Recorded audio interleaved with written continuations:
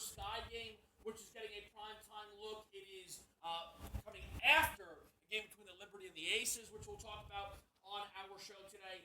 During that in-game live, we will also cover the Major League Baseball slate with Tom's help, preview the NHL game that we have later tonight, and follow the PGA Championship and Preakness coverage. A great show, but JY, we will also, during these 2 hours, be focused in on not just the W, but of course, the NBA playoffs with 75% of our conference finalists now set. Yeah, it was a good night to be a Knicks fan. You know, even though I didn't take the Knicks win the series, I know Kevin's going to get me at some point. But I'll take it right now before he even gives it to me. It was, you know, listen, as someone that is almost 49 years old and has seen this team be absolutely terrible, I have cussed Leon Rose when he wouldn't do a press conference. Enjoy it, Knicks fans. I mean, it was a great moment last night. There was no doubt from the jump. But it's going to be an interesting series. Indiana poses a lot of problems. I think people want to look at their offense. I'm going to look at their depth and, honestly, their defense. I thought their defense has been much better the second half of the year. And you got to look at the fact that of Rick Carlisle. Rick Carlisle is someone that if you people don't know, should know, is one of the most underrated coaches of this generation. Time after time, his teams win, Tom. This will be a really good series between the Knicks and the Pacers. Yeah, like you said, you should be enjoying it. It's not the Bargnani years. It's not Danilo Gallinari out there. The Knicks actually have a competent Eddie Curry, they have a competent team. Like you said, we have 3 of the 4. We have a Game 7 tomorrow, which we're going to preview. We can recap, obviously, what we saw from last night with the Knicks, kind of giving it to the Celtics. Got out of hand early. Was that way for basically the entire game, especially after the second. And then we have a full day and a loaded day across a variety of sports. So we'll look at some of the offseason moves potential for the Celtics as well. We have a lot to get to. Almost a week ago on Monday, so there's a lot of stuff. You mentioned Knicks Celtics for New York. I think that I was very unsurprised by Game 5. I didn't think it was a good spot for them. I thought that Boston would absolutely show up and play well, and that's exactly what they did.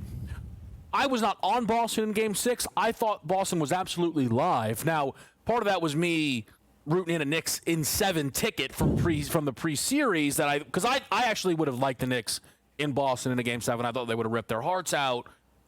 The Knicks blowing out Boston, I think, will get dismissed too easily.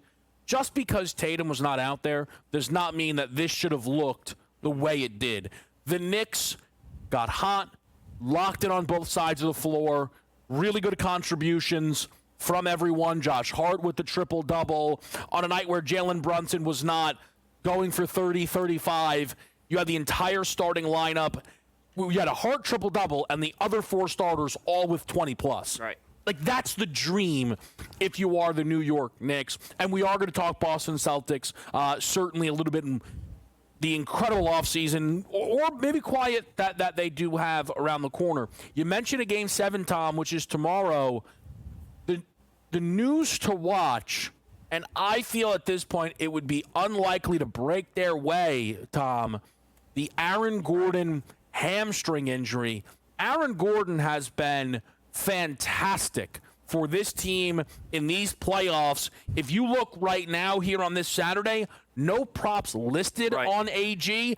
The books aren't expecting. I'm not expecting Aaron Gordon to play with the Nuggets season on the line. Right, and it comes down to, we talked about that, he's grabbing his hamstring, and in that Game 6, he's been fantastic. Like you said, not just the series before, obviously with the Clippers, highlighted by that, buzzer beater. We talked about MPJ a number of times on the show over the past 2 weeks. Oh, if he has the time and space, we can look to his threes. He went over the 1.5 in the most recent game. But the question becomes is, what does their depth look like? Because they've been rolling with this 7-8-man rotation. It's been pretty solid. Like, it is a very condensed bench for the Nuggets. What does that look like going forward? under two circumstances. If he doesn't play, and then is he going to play, but they're like, hey, can you give us 20 minutes? Yeah. Are you going to be? Can you give us 20 minutes at 75%? Where does the scoring come from? I think it comes down to, again, MPJ, Christian Brown, someone like that has to do just a little bit more. That's what I would like to see. Mm-hmm. And again, the time and space has been there for MPJ for the majority of times when he's going to get the looks from three. You don't need to shoot 4 of 8. Yeah. If you could shoot 3 of 8, 2 of 5, you can go over that 1.5, provide a little bit of extra scoring. I think that's what the Nuggets need, especially if Aaron Gordon doesn't play or isn't 100%. Yeah, and it's going to – listen, if you're Oklahoma City, it's going to be someone else. It's not going to be obviously Jokic. It's not going to be Jamal Murray. It's going to have to be the other guys you make beat you. Right. And obviously the injury to Michael Porter Jr. with that left shoulder, that means a big spot for him. Not just the fact of what Aaron Gordon does in regards to scoring, but his rebounding, his toughness. Right. Where are you going to find and replace that? You look down the roster, like this is where, honestly, he's a grizzled veteran. This is where Dario Saric is going to have to step in and give you minutes. You're going to have to get something out of Dario Saric tomorrow. I mean, maybe DeAndre Jordan, probably not. But Dario Saric is a guy you have to look at as has to give the minutes. Michael Porter Jr. has got to be better. Obviously, he hit the three-point prop, but he's got to give a more complete game.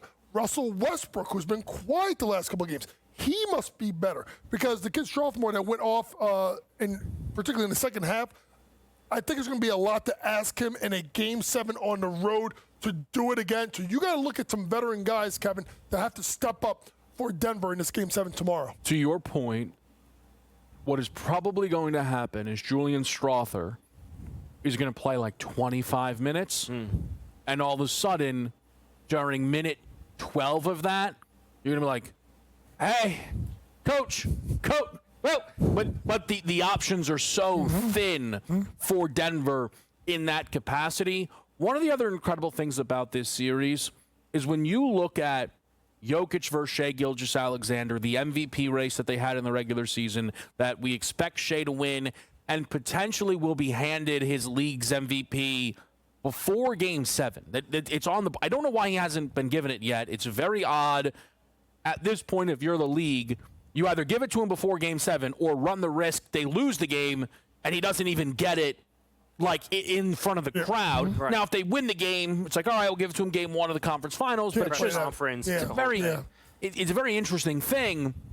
But Jokic has had the higher highs than SGA, but over the course of the series, Jokic is, you want to round up, is giving you 30, 15, and 5. SGA, though, is giving you 37 and 7 or 29, 7 and 7. The edge in this series may just be who's the best player on the floor in game number 7. It's very possible. Again, SGA has that argument more, I think, than people realize, and it makes for a really fun game. To just quickly, again, with the WNBA season, we enter the last 2 years through the odds. 2-team league.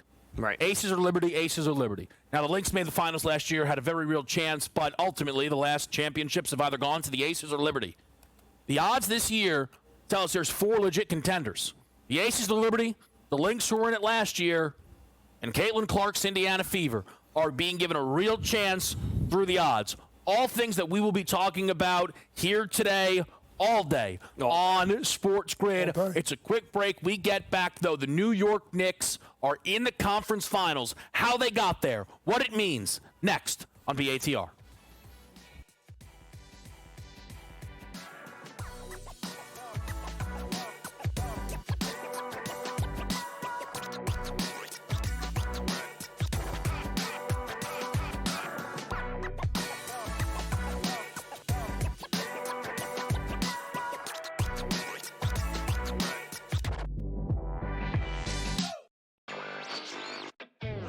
Still underdogs at home, on the road, and all of these games. It's time for people to start understanding it's a legitimate team that has a chance not only to win the series against Cleveland, but also maybe even go all the way to the NBA Finals. I think a lot of the focus has been on why the Cavs have not played particularly well.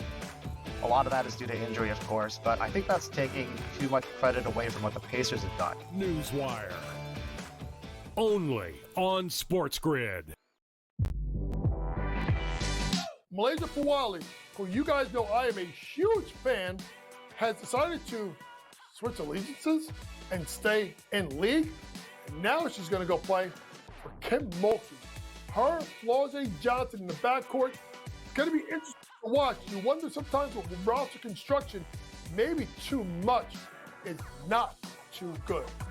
Betting above the rim, only on SportsGrid. Jason Tatum underwent surgery to repair a torn right Achilles tendon. That is obviously a season-ending injury, and you know that's long rehab. You're talking That's a year. That's a year. I don't wish that on anybody. I don't. I hate that Achilles, knees and ankles. I don't like talking about them. I've said it a million times. But screw the Celtics. Pharrell Coast to Coast, only on SportsGrid. Two guys that can do it all. Too much electricity this morning. This is a good time. We're having a lot of fun. I had to do a triple take. Ka-ching! Why? Because of parity. I didn't mean to offend. Yeah, it's not going to happen. Load management is a dirty word. Let him rip. You know what?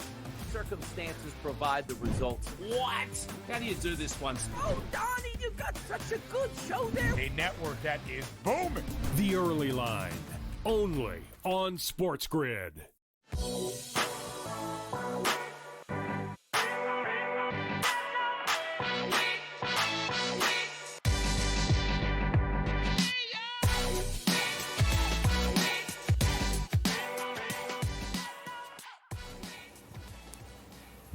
The Knicks are in the Eastern Conference Finals.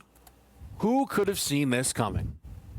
Now that is why I tempered JY before this show got underway. Because if it wasn't for that, JY would have stood up on this desk, unveiled a Jalen Brunson shirt, and screamed, "Go New York" for the next 2 hours. I still do have the shirt. I may get it after this commercial break, but we'll talk about it later.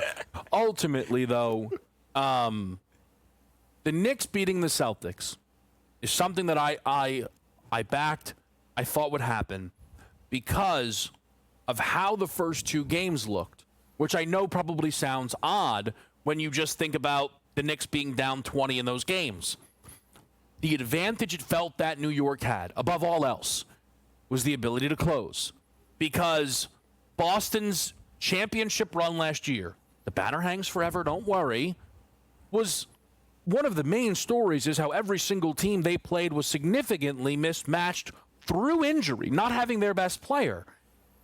You watch this series, and if the Knicks did not have Jalen Brunson, right, and the Knicks got contributions all over the court, but if they didn't have Brunson closing down the stretch, Brunson didn't even lead the comebacks. Brunson was on the bench during the comebacks. J.J. Redick must have been stunned. Like Tom Thibodeau was playing his guys less than J.J. Redick was. But then Brunson came out fresh and was nails as Boston was still scrambling for those answers. But what I thought the Knicks flashed in Game 6 was incredibly important for at least myself to trying to view them entering this series. Winning close is fantastic, but you cannot make a living doing it, in my opinion. And the Knicks separating to the degree that they did against Boston in Game 6 shows that now it's a lot more than just we're having a great run. The Celtics, and now I will give you your time here, JY, or excuse me, the Knicks have to feel like we are actually playing our best basketball right now. It's the best 48 minutes the Knicks have played this postseason, and it wasn't even close. Yeah. And going into Game 6, my actual thought process was, I don't want to see Jalen Brunson shoot the ball 25 times. I want to see if other guys get involved. What happens with the Knicks is when you have contributions up and down the starting lineup, they legitimately have 5 guys that can get you 20. They legitimately. And I don't think people, and that's maybe part of their problem is the fact that they're so top-heavy. But when you have guys that are in rhythm, catching the ball, OG, Mikal Bridges has looked like in the last week found his mid-range game, and he looks more like the Phoenix Suns Mikal Bridges that we saw when he was the number 3 scorer and the pressure was off him. Cat played completely different in Game 6. They went small to guard him, and the big boy said, all right, you're going to take away the 3. Now I'm just going to drive the ball to the basket, You don't have a rim protector there because obviously Porzingis is not himself, and I'm going to get to the rim. Josh Hart was Josh Hart. But to me, the two guys that brought so much energy last night were Deuce McBride and Mitchell Robinson. People looked at all series. And listen, I got caught with this myself as someone that said I like the Celtics. I said I like the Celtics in 6, but one of the reasons why I thought New York was going to get at least 2 was because of the fact that the 3 games that the Knicks got blown out earlier in the year versus Boston, Mitchell Robinson was not there. Right. He is such a big difference maker to what they do. There was a play, I want to say in the second quarter, where I saw Mitchell Robinson, as a coach, you talk about guys doing multiple things, right? Multiple things, like close out, then go to someone else. Doesn't happen much. I think Mitchell Robinson guarded 3 people in one possession and then took the ball from Jaylen Brown in the corner and said, when I saw that, I was like, okay, well, this game looks different.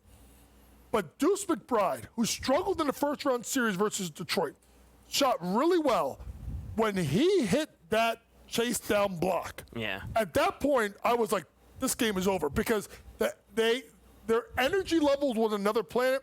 Boston knew they were in trouble, Tom, but the most important thing is they fed off of their crowd, and in that third quarter, when Boston could have made a run, the Knicks just put that one last run together to put the game away. Right. I think one of the points you made at the beginning is the thing that I found the most important. Like, Brunson didn't need to go drop 38, right? And he didn't have to have 30 field goal attempts. It's like a rising tide lifts all ships where everyone's doing just enough, right? Everyone has their 15 to 22 type of points. And now we're in a really good spot as a team.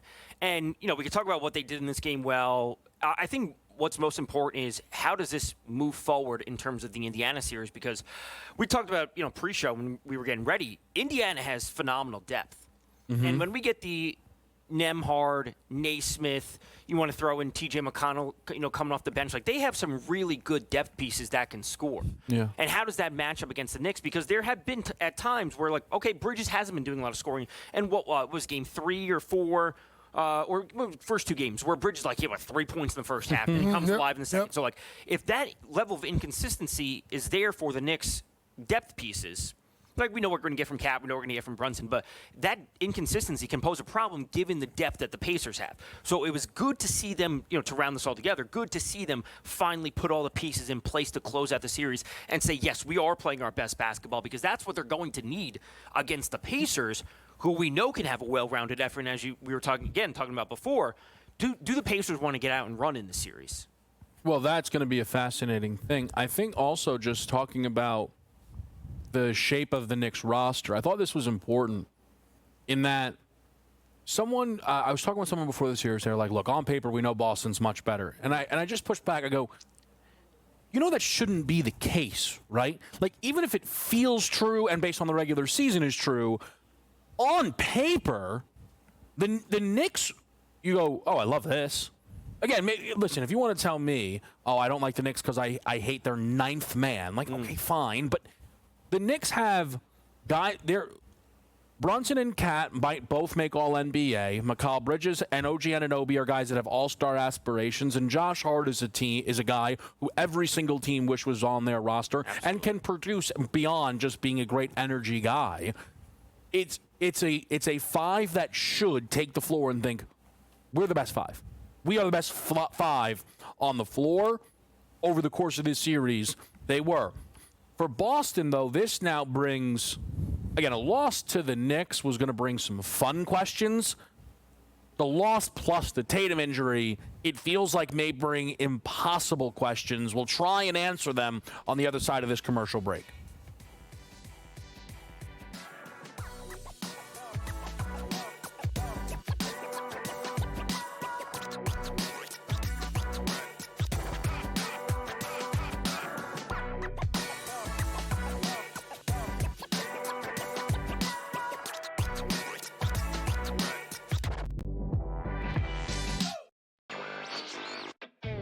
Still underdogs at home, on the road, and all of these games. It's time for people to start understanding it's a legitimate team that has a chance not only to win the series against Cleveland, but also maybe even go all the way to the NBA Finals. I think a lot of the focus has been on why the Cavs have not played particularly well. A lot of that is due to injury, of course, but I think that's taking too much credit away from what the Pacers have done. Newswire. Only on SportsGrid. Malaysia Fawali, who you guys know I am a huge fan, has decided to switch allegiances and stay in league. And now she's going to go play for Kim Mulkey. Her, Flau'jae Johnson in the backcourt.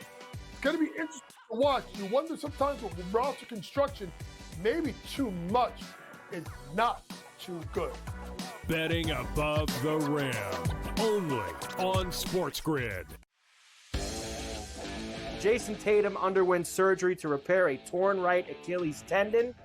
That is obviously a season-ending injury, and you know that's long rehab. You're talking That's a year. That's a year. I don't wish that on anybody. I don't. I hate that Achilles, knees and ankles. I don't like talking about them. I've said it a million times. But screw the Celtics. Pharrell Coast to Coast. Only on SportsGrid. The two guys that can do it all. Too much electricity this morning. This is a good time. We're having a lot of fun. I had to do a triple take. Ka-ching! Why? Because of parity. I didn't mean to offend. Yeah, it's not going to happen. Load management is a dirty word. Let him rip. You know what?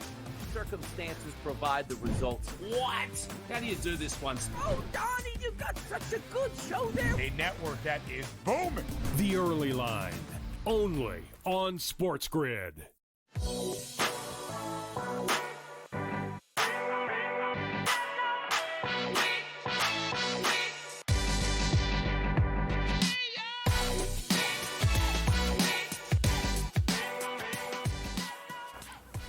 Back at the right here, we are live on SportsGrid, betting above the rim, a segment that admittedly for one of our fearless producers in the back is going to be pretty tough because we've tried to figure out what's next for the Boston Celtics.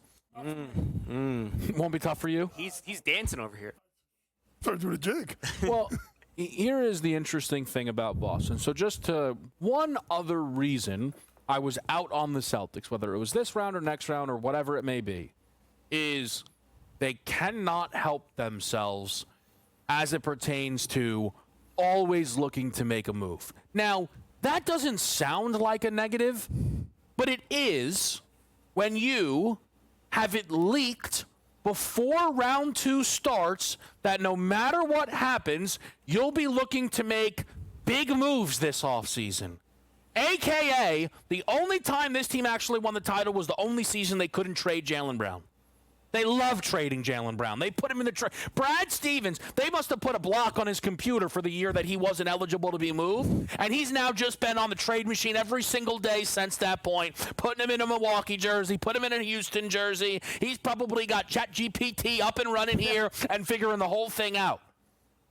Jaylen Brown being dealt, though, again, if this season ended in a normal loss, I would probably be like, I think that's going to happen.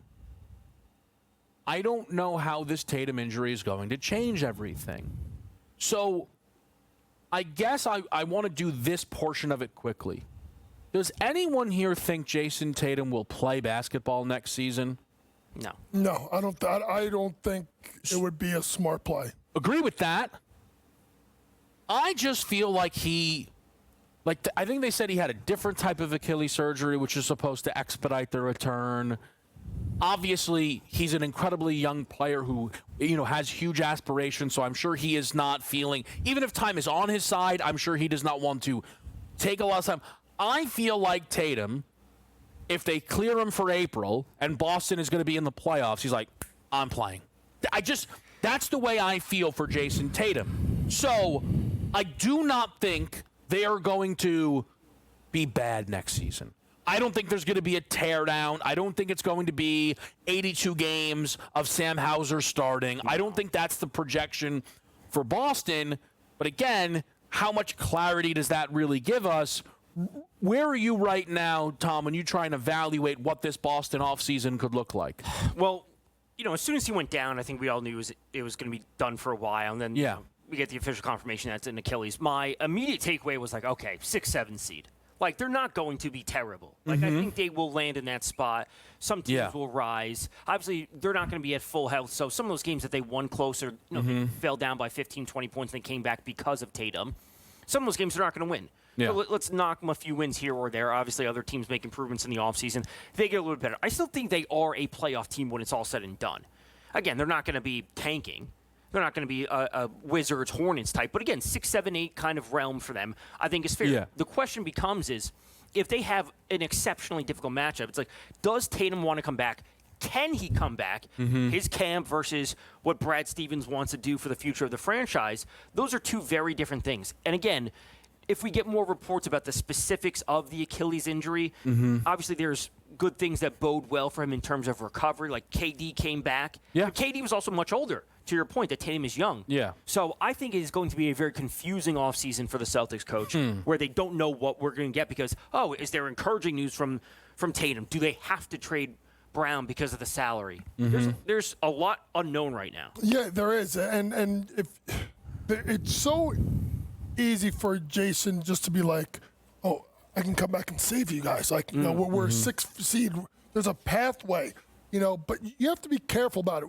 For me, when you look at Boston, is we have to figure out the bigs. Right? Okay. I think this is everything with Boston to me.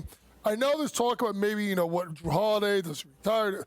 To me, as a big man coach, it's about the bigs, right? One, we got to figure out what the hell happened to Porzingis. I mean, this guy would play 30 seconds and look like he needs like he needs an oxygen tank. Like, that's how bad it was. So they got to figure it out first. Yeah. 2, Al Horford and Luke Cornett are unrestricted free agents, right? You have to look at, is Al Horford going to retire? Does he go look at a role somewhere else where he can get a little bit more, you know, one more shot at the ring somewhere else? You know, so it'll be interesting to see what happens. But those bigs, they have to figure it out Boston first for me. Yeah, I think, again, the issue with it is it wasn't just, we had an injury we couldn't pull through. Whose value right now feels like it is at their best? Derek White, Peyton Pritchard, that Luke Cornett probably is the other. We'll be right back here on SportsGrid.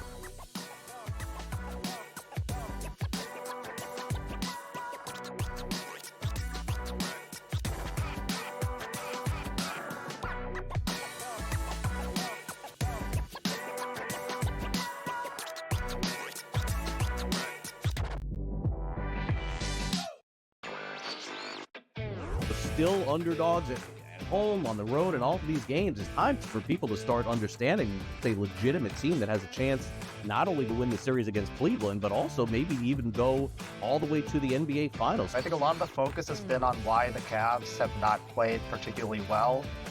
A lot of that is due to injury, of course, but I think that's taking too much credit away from what the Pacers have done. Newswire.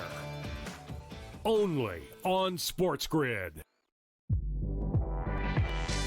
Malaysia Fawali, who you guys know I am a huge fan, has decided to switch allegiances and stay in league. And now she's going to go play for Kim Mulkey. Her, Flau'jae Johnson in the backcourt. It's going to be interesting to watch. You wonder sometimes with roster construction, maybe too much is not too good. Betting above the rim. Only on SportsGrid. Jason Tatum underwent surgery to repair a torn right Achilles tendon. That is obviously a season-ending injury, and you know that's long rehab. You're talking That's a year. That's a year. I don't wish that on anybody. I don't. I hate that Achilles, knees and ankles. I don't like talking about them. I've said it a million times. But screw the Celtics. Pharrell Coast to Coast. Only on SportsGrid. The two guys that can do it all. Too much electricity this morning. This is a good time. We're having a lot of fun. I had to do a triple take. Ka-ching! Why? Because of parity. I didn't mean to offend. Yeah, it's not going to happen. Load management is a dirty word. Let him rip. You know what? Circumstances provide the results. What? How do you do this once? Oh, Donnie, you got such a good show there. A network that is booming. The Early Line. Only on SportsGrid.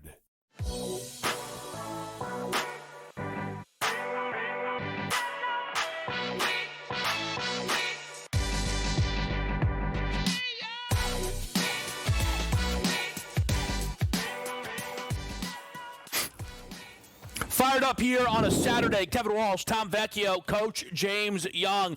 Trying to figure out this Boston Celtics season. It is not going to be easy. Offseason really is what we're talking about here. I'm going to just throw something out.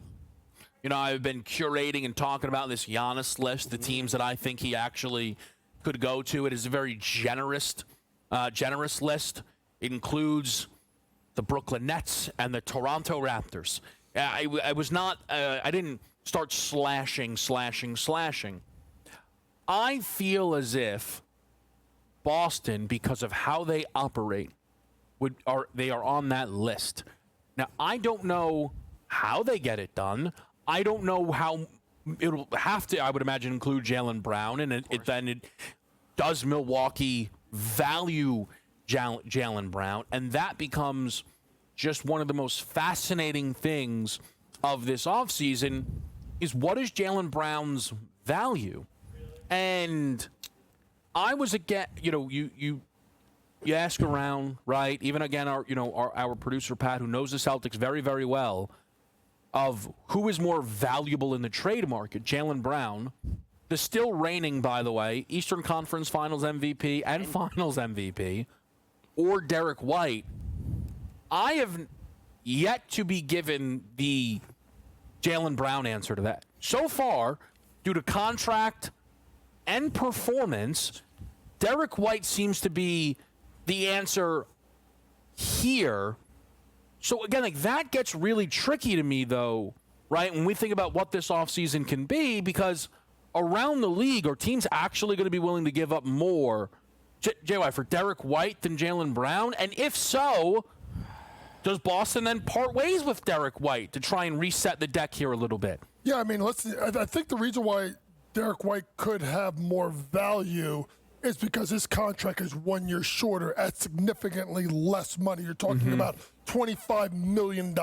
Yeah. Right? So if you're willing to take a chance, and Derek White has done what a phenomenal job that what he's done with his career since leaving San Antonio, and the elevation of what he has done as not just a shooter, but a guy that can create off the bounce a little bit, but also becoming one of the better defenders in the league. So, and here's the thing. It's hard for me to look, and I think Jaylen Brown's fantastic. I'm going to preface by saying this. I don't think you look around the league right now and say, Jaylen Brown's a top 12 player. Jaylen Brown's a top 15 player. Like, you could argue, maybe he's in the 20 range. So if he's in the 20 range, are you willing to pay someone 4 years at an average of $53.3 million? The answer is probably no, unless there's like a bad contract that's coming back the other way. Derek White is more intriguing with the 28.1. It's player option at 28.29. Obviously, we expect him probably to opt out. So now you're looking at it being for 3 years, right? So I think, in my estimation, unless I am saying like, okay, I need this guy that's a media star, but I still don't think Jaylen Brown does that. So if you send him to some bad market to be like, okay, face of the franchise, I just don't put Jaylen Brown as that type of player to be like, that sells you tickets. It doesn't, but it comes down, like, there's a lot of things here, like, would Milwaukee value Jaylen Brown, getting him back in a Giannis? The question, I don't think that's really the question. It's really is, do the Bucks have what it takes to retain Giannis, or are they just trying to be like, hey, we have to get something, and Brown is enough? Right, that's a very difficult conversation to have. Like, can we get him? Is that enough for us? Plus other pieces, a pick here or there, whatever it might be. When it comes to Brown, and saying, would a franchise see him as like, this is our guy, which is not the case. He's a best as that second option. We were talking, is he a fit for the Warriors? Because if he plays a supporting role, when Steph on the backside of his career, Jimmy, if they're all doing just enough, that is a balanced team. No one player has to do everything.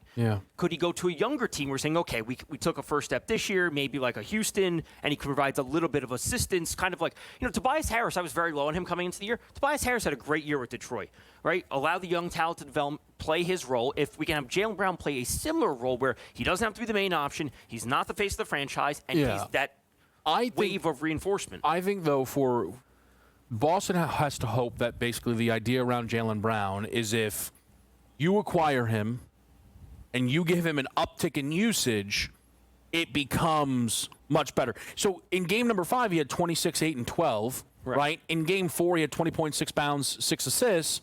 I think the idea has to be, again, for the acquiring team.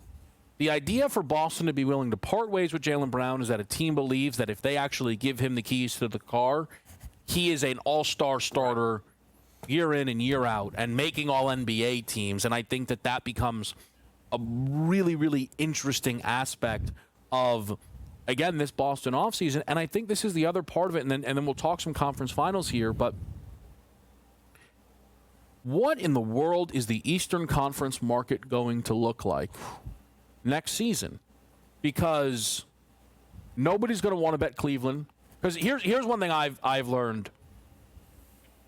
I am now, no take of mine seems to be more on an island than feeling as if injuries is why the Cavs lost to the Pacers. Then maybe Tom, you're on the island with me, but I think it's very fair. Everyone else feels as if it was not nowhere close. But people don't think it was the main thing. Like, people just think that there's people who think they should blow it up. Again, there's not going to be a lot of Cavs love. The Celtics are going to be without Tatum, so that's going to drop them massively.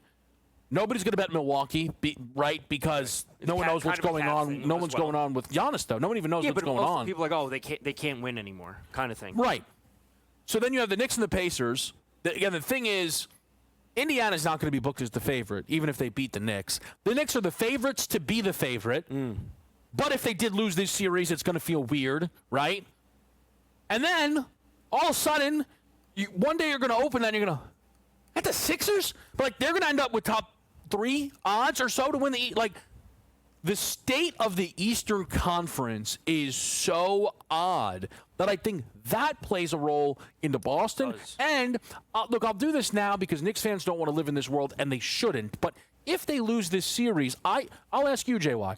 I think if the Knicks lose this series, they then open the door to, okay, let's see if we can bring Giannis in. Because if you lose to the Pacers again, 2 straight seasons with home court advantage, I'm not sure you're going to be willing to just run that back. And I think it also has to do with, honestly, Kevin, how you lose the series. Yeah. Like, if it's like a 4-1 Pacers and Cat is up and down, you're going to be like, got to get this guy out of here. Can't handle the moment. We got to go get Giannis. So I think it all comes down to how it happens. I think the thing, you say weird, I say fluid. Because it's going to move in ebbs and flows because we don't know what's going to happen with Milwaukee. I mean, what does Miami do? Does Miami turn around and take a swing at someone? I think they're an ace in a hole. You look at a team that's really going to be bad again. Charlotte, what happens if LaMelo gets traded to somewhere in the Eastern Conference? Which could be a possibility. So I do think you look at, Tom, the East as an extremely fluid situation where you're going to go into next year legitimately with questions with every team, including Indiana if they win it, right, or the Knicks, because everyone's going to say, well, Boston's down. Do we make a move? Does Boston make a move? What does Philadelphia do? There's so many moving parts that's going to be very intriguing to bet the Eastern Conference market. So there was one report, obviously we have to take everything with a grain of salt, that Giannis was, I think it said, intrigued by the idea of going to a state with no income tax, which would be Miami and Florida. Texas, and there's also a part that's like, okay, Miami was always in the rumors for Dame. And it's like, okay, now let's actually take because Pat Riley was saying, we have to make changes in the offseason. Yeah. Is this the time that they actually take a big swing because there's an opportunity to strike because Boston's not healthy? I think that Miami would love to. I just think everyone has to understand that Miami has been taking swings and they just keep striking out. Yep. True. And not even like, they made the wrong move. It's just like, Damian Lillard was like, I literally won't play basketball again unless I'm on the Miami Heat, and then he ended up on the Milwaukee Bucks. It was just an incredible, incredible thing. Let's talk some conference finals. Let's talk some NBA lottery as well with you right here on SportsGrid.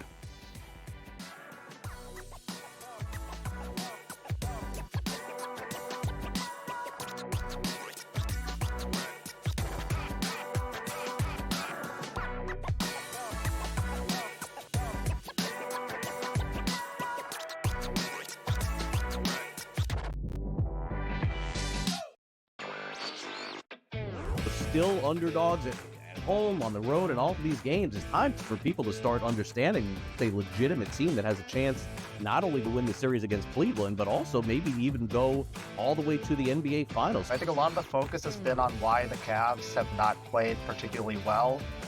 A lot of that is due to injury, of course, but I think that's taking too much credit away from what the Pacers have done. Newswire. Only on SportsGrid. Malaysia Fawali, who you guys know I am a huge fan, has decided to switch allegiances and stay in league. And now she's going to go play for Kim Mulkey. Her, Flau'jae Johnson in the backcourt. It's going to be interesting to watch. You wonder sometimes with roster construction, maybe too much is not too good. Betting above the rim. Only on SportsGrid. Jason Tatum underwent surgery to repair a torn right Achilles tendon. That is obviously a season-ending injury, and you know that's long rehab. You're talking That's a year. That's a year. I don't wish that on anybody. I don't. I hate that Achilles, knees and ankles. I don't like talking about them. I've said it a million times. But screw the Celtics. Pharrell Coast to Coast. Only on SportsGrid. The two guys that can do it all. Too much electricity this morning. This is a good time. We're having a lot of fun. I had to do a triple take. Ka-ching! Why? Because of parity. I didn't mean to offend. Yeah, it's not going to happen. Load management is a dirty word. Let him rip. You know what? Circumstances provide the results. What? How do you do this once? Oh, Donnie, you got such a good show there. A network that is booming. The Early Line. Only on SportsGrid.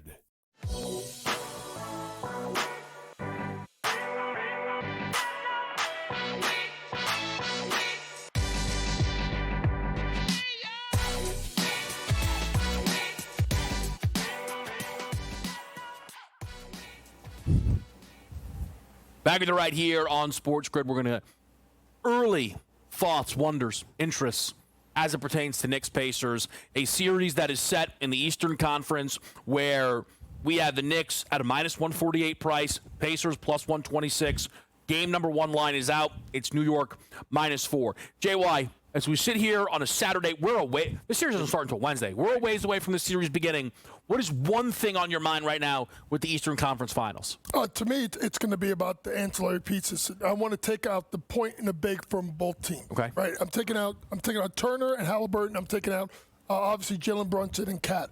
I want to see which of that next group steps up and plays well, because I think that is when the series is going to be won. I think you have two teams that I think they have, forget the Halliburton, new version of Reggie Miller. It's going to be exciting to see him there because he embraces that role. But when it comes down to it, I think that's when the series is going to be won. Now, Knicks fans are going to sit there and talk about, oh, well, last year Randall was out, Robinson was out, Jalen Brunson broke his hand, this one. I don't want to hear any of that, because if that's the case, then we can sit there and talk about that they just beat Boston without Jason Tatum. Mm-hmm. So let's just put all that in bed last year. This is about right here, right now. There's OG and Mikal Bridges, who at times, let's be honest, have disappeared offensively for the Knicks. What do? Julius McBride, terrible in the first series, great in the second series. Now you're going to go against someone like TJ McConnell, who is a dog, who's just going to literally just wear on you. Obi Toppin, someone that comes off the bench and gives minutes. So I think, Tom, I'm looking at it as take out the two, I don't want to call them superstars, because but that's what they are. But for the team, right? The two superstars, the point and the big, take them out of the equation. Which of the ancillary group, which one I think plays better will win the series? Right, and that's what we were talking about at the beginning portion of the show, pre-show, of what we get from the supporting cast will determine it, because everyone's going to build this as Halliburton, Brunson, these two star point guards going against each other, but it's not that. I think one of the most important things in this will be Carlisle versus Thibodeau. I really think so. I think that's because, you said Carlisle's underrated, and that's true. The lapses that the Knicks had in some of those games, specifically, 3 minutes left on the clock, not calling the timeout to get Brunson and Hart back into the game until there was 20 seconds left. Those are massive mistakes. Those type of mistakes will cost you a game, therefore it'll cost you the series. So minor differences. I agree with you 100% on the depth and those secondary pieces. But outside of that, the in-game decisions by Thibodeau and Carlisle will determine the series, because if you leave Brunson and Hart off the court for 2.5 minutes in closing time, and you can't have the Manhattan Mariano out there, which is what Brunson is, that is a massive, massive mistake. It had Mariano. I saw that on Twitter. No. It works. We're giving that to you. I like that. It works. So the one thing that I'm interested in as I dive more into this series is, am I crazy for being interested in Eastern Conference Finals MVP tickets on the not point guards? It'd be very hard for Nick to beat Brunson, but it is a team that has guys that can step up, right? Like, could Cat have a huge series? There was a moment, it was a one-game moment, but there was a moment I was like, OG Anunoby's the best guy all of a sudden. And I think the Tyrese Halliburton can play well in this series, well enough for Indiana to win, while the conference finals MVP goes to Pascal or Miles Turner. You're like, Andrew Nembhard. But that, to me, is somewhat how Indiana is designed. I think it is on the board, JY, that one of the top two choices, which is, it would be like minus 900, that it is one of them who wins this award. I think it's on. I think the field's got life. Yeah, the field's got life, and I think you mentioned one, and I think the one you need to look at, honestly, could be Cat. Got to remember, the last game they played against each other, Cat dropped 40. And this will be interesting because whereas this past matchup versus Boston, they used smaller guards, got up into his space, made him put it to the deck. Well, Miles Turner is going to drop more in that high pick and roll because he's more of their rim protector, shot blocker, rebounder. So now the three-point shot could be there for Cat. So I think Cat is intriguing. Another guy I want to see when we look at the markets, this didn't hit me this series, but I'm curious to see where it comes, is Josh Hart leading the series in rebounding. I'm going to go back to the same point I brought up with the last series with Boston. Now, because of the fact that Kristaps Porzingis didn't play a ton, it kind of got taken away. Right. And that's the fact that Miles Turner likes to live at the three-point line, so does Cat, and Josh Hart becomes a demon when shots go up. Yeah. Like, he will take out you, your mother, and your kids to grab a rebound, and he really won't care. So, to me, I want to see where that Josh Hart market for most total rebounds will be in the series. So, to your point about other players winning the award, the precedent was set last year when Jaylen Brown won it, right? And he won Eastern Conference MVP, right? Yeah. And why did he win it? We had this discussion with Pat, our producer behind the scenes last week, and we were talking about, Tatum literally led them in every category, right? But why did Brown win it? It was because of the big moments. So the point being is that if Bridges has those defensive game-sealing big moments, game-winning moments as he did in 1 and 2 against the Celtics, plus a good amount of scoring, are those highlight moments, game-winning moments, pivotal moments enough to win him the award? Because that's an interesting conversation. I agree that looking outside of the Brunson-Halliburton is the way to go. And Bridges as a long shot, I may be talking myself into it, but I kind of like it. I think it is. I understand what you're saying. The Tatum situation, though, was unique. The history of that, albeit a very short history, is not in the conference finals. We give it to the other guy. This is not an award whose history is Caleb Martin and Jamal Murray, who had cases those seasons. It is Nikola Jokic and Jimmy Butler. Right. And Jaylen Brown had, what felt like the series of his life, ultimately, against the Pacers to win the conference finals MVP. Tatum just literally could not shoot the basketball basically all postseason last year, and that's how he lost that award as well. NBA lottery, a wild Monday it was. We'll talk about it with you after this commercial break.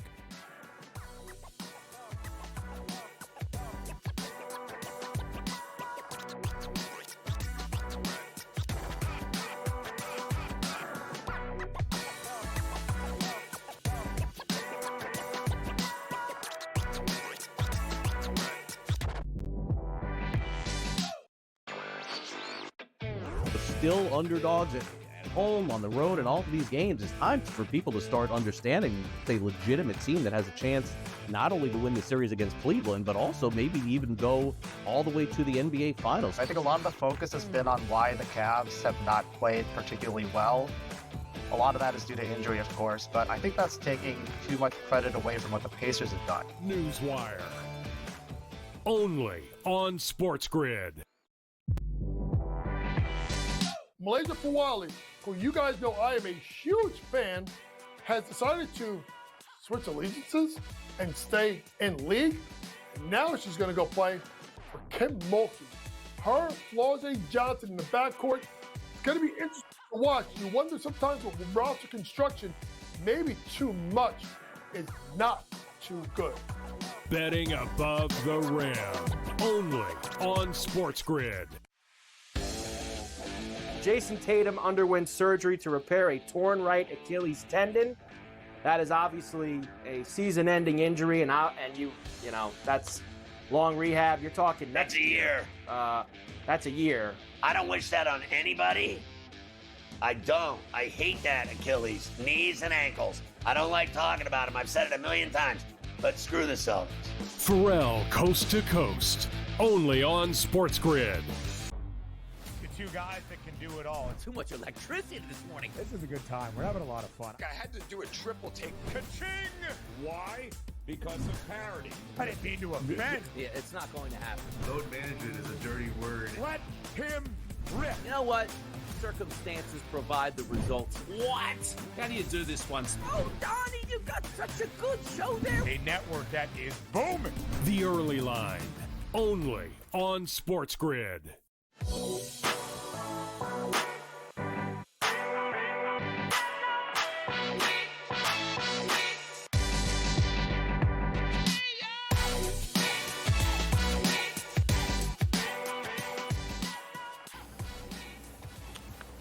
Back of the ride here on SportsGrid. The NBA lottery on Monday was stunner after stunner after stunner. To watch the teams with the three best chances to win the lottery all fall out of the top three was incredible. To then see Dallas pick at 1, San Antonio pick at 2, and Philly pick at 3, the storylines, the takeaways are immense. The one that is unacceptable is thinking the lottery is rigged. The other that is unacceptable is thinking that somehow Nico Harrison has been validated. As long as we clean those up, we're all good here to have a nice, fun conversation around the NBA lottery. JY, I'm just going to throw it to you. What is the thing that you're still thinking about ever since we've had the draft order set on Monday? It's after one, chaos can ensue. Okay. I'm looking at San Antonio too, and I'm like, well, what are they going to do? Like, and we were talking about this pre-show. I'm not convinced of the Dylan Harper, Stephon Castle, De'Aaron Fox experiment. Don't see it. But I don't see them taking Ace Bailey either. Yeah, so true. I think at 2, the madness starts in regards to trades because now San Antonio can take that number 2 pick. They could take some of their younger guys, whether it's Vassell or Calvin Johnson or whatever, and move it to the center table to maybe go get a Giannis, to go get a big-time superstar. So to me, it starts at 2, and then it goes right to 3 with Philadelphia. Like, if somehow Ace Bailey goes 2, well, are we trading Maxey? We're trading McCain? No. Yeah. Are we taking Dylan Harper? We taking a kid from Baylor? Probably not. So to me, as much as Nico getting number 1 pick is crazy enough, to me, 2 and 3 may send a crazy domino, Tom, down the board in regards to trades and movement. Right. So the question initially is, what was like my takeaway? Yeah, the thing you're still thinking about. I personally love the fact that none of the top 3 teams got the first pick. Okay. Because I believe that, it's like we don't want to incentivize tanking. And to be like, hey, all 3 of you tanked, like literally openly tanked, especially the Jazz, and now you didn't get rewarded for it. I like that because I want to see them be like, hey, we actually have to be competitive because tanking actually doesn't matter to an extent. And I think I like to see it like, hey, we threw away a season and we didn't get rewarded for it. We actually should be trying. Okay. I'm going to ask this, and you guys are like more of the football, baseball guys. I'm just kind of the basketball guy here. But when you see something like that happen, you see I think the ready coach knows hockey. The Islanders had a 3% chance they won the lottery. Right. Do you think it would be I'll put $2 in the jar. Would you think that if they did that in the NFL, wouldn't I think that would be pretty cool? I mean, especially as a Jet fan, because we'll probably blow it anyway. But it would be legitimately the dumbest thing they could do. Okay. All right. The NFL. I cannot stress that enough. So here's the difference. No one enters an NFL season, at most one, looking to be bad. Yeah. Literally this year, Jets. the New Orleans Saints are under the impression that Tyler Shuck can get them to the playoffs. We enter NBA seasons where the Wizards sign Jonas Valanciunas, and we go, can't wait to see where he goes by the time the deadline comes around. And he did get traded. $20 if anybody can tell me where he got traded to. All right, but not all right. We'll cover your jar fee. So I don't think other leagues. The NFL does not need to adopt it. Here's the push and pull with what you said. I think it is now, if you are the Wizards or so, the Brooklyn Nets were supposed to be the worst team in basketball and ended up picking 8th, right? Yeah. So I understand if you're now the Nets going, okay, we cannot just go into a season looking to be terrible. But the reverse of that is the 76ers told their guys, if you really watch out, post All-Star break. After Max's hand injury. You have 2 games to show me that there's any life here. Lost both, shut down. What is happening? Who's on this roster right now? Quentin Grimes is made like $40 million because the Sixers had nobody else playing basketball. Preseason tanking, you may have cut off. In-season tanking, rocket ship. Because now the Sixers are picking 3rd, and the Spurs are picking 2nd. Now, the Mavericks did not shut a thing down, so they didn't. I fully but agree. the Spurs, Fox all of a sudden got injured. Oh, isn't that? The Wemby stuff was really unfortunate. Yeah. The Fox stuff was the same usual nonsense we do everywhere else. That becomes the tricky bit of it all. Just to add into that De'Aaron Fox trade was terrible, and you never convinced me otherwise. The WNBA season We agree. is underway. We'll talk about it next.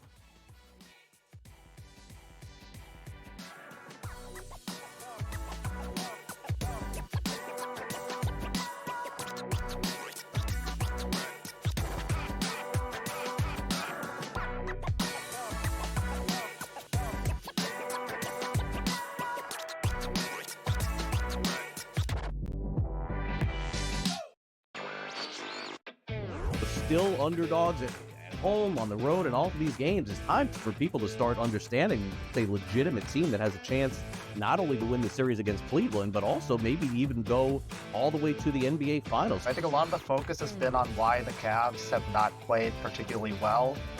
A lot of that is due to injury, of course, but I think that's taking too much credit away from what the Pacers have done. Newswire. Only on SportsGrid.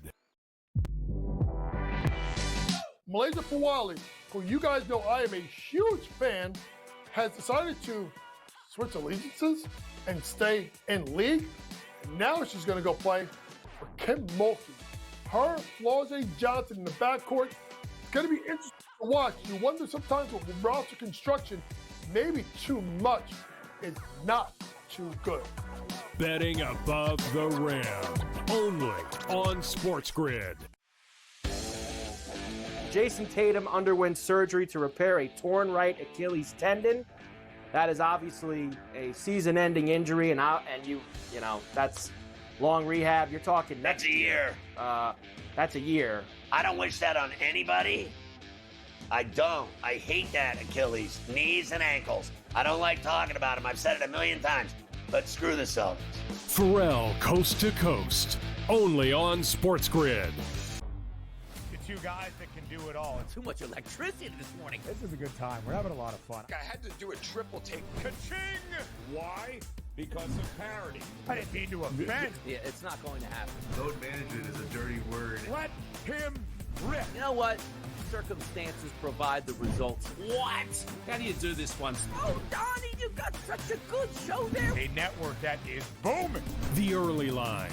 Only on SportsGrid.